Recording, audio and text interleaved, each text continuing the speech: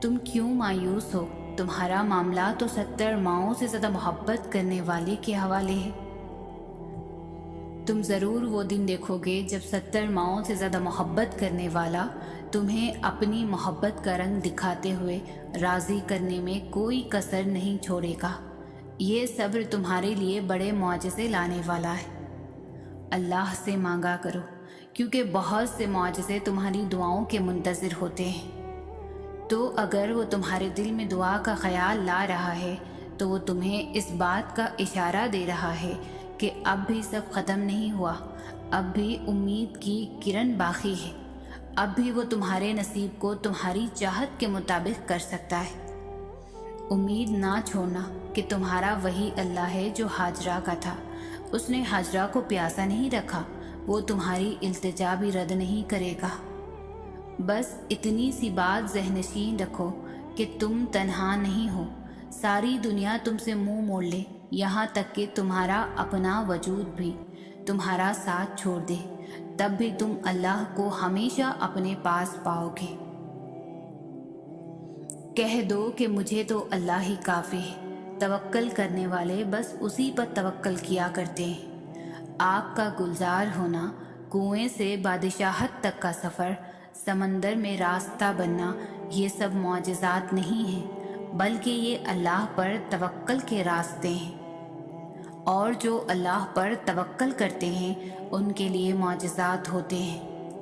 وہ اسی چیز کو تمہارے لیے وسیلہ بنا دے گا جو تمہارے لیے مایوسی کا سبب بنی ہوئی ہے۔ تمہارے نصیب میں جتنے بھی معجزے ہیں سب اللہ نے سنبھالے ہوئے ہیں۔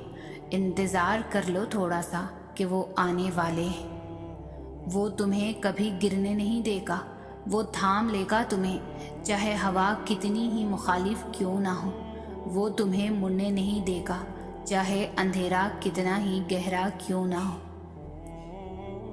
انسان خدا کی محبت کو بہت دیر سے سمجھتا ہے، پھر جانتا ہے کہ وہ ہم سے اتنی محبت کرتا ہے کہ ہمیں ہمیشہ بہتر سے بہترین عطا کرتا ہے۔ بس ہم ہی ہیں جو ضد پر اڑ جاتے ہیں، اس کی نافرمانی کرتے ہیں، ورنہ اس کے اختیار میں کیا نہیں ہے۔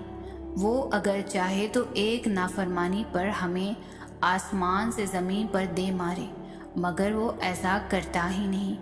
اس کی رحمت اور اس کی غضب سے بہت وسیع ہے۔ کبھی مڑ کر ماضی کو دیکھو تو تم جانو گے اس نے تمہیں کب کب اور کہاں کہاں سنبھالا۔ جب تم بالکل اکیلے تھے تب کہاں کہاں پر اس نے تمہارا ہاتھ تھاما، جس کے تم قابل بھی نہ تھے، اس سے بڑھ کر تمہیں نوازا۔ جب تمہارے پاس کوئی راستہ نہ تھا تو کیسے اس نے ناممکن سے ممکن کے وسیلے پیدا کیے۔ جب انسان یہ بات سمجھ جاتا ہے تب سارے شکوے ختم ہو جاتے ہیں، پھر معجزے ہوتے ہیں، پھر گماں حقیقت میں بدل جاتے ہیں۔ خدا کی محبت صرف محبت نہیں بلکہ امید ہے، ایسی امید جس کو زوال نہیں۔